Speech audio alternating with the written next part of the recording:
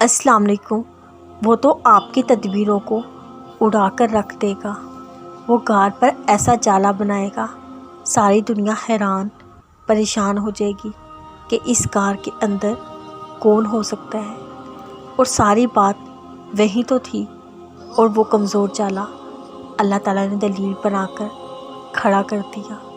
بس آپ لوگ اللہ کے ساتھ دانائی نہ کرنا، آپ سیدھا سادہ مان لینا کہ بس غلطی ہوگی، معافی عطا فرمائی جائے۔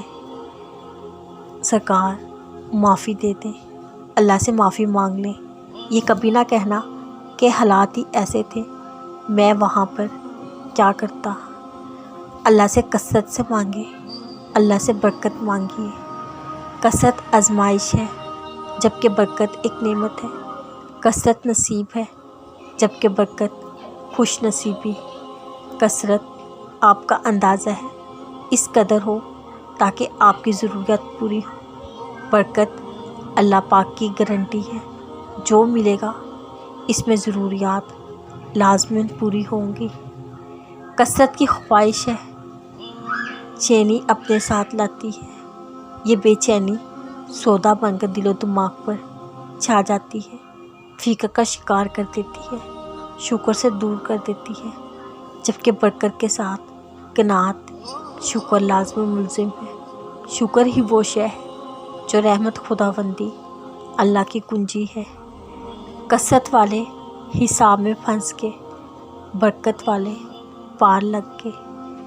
کیا آپ کے پاس ایسی پوشیدہ تکلیف ہے جسے اللہ کے سوا کوئی نہیں جانتا؟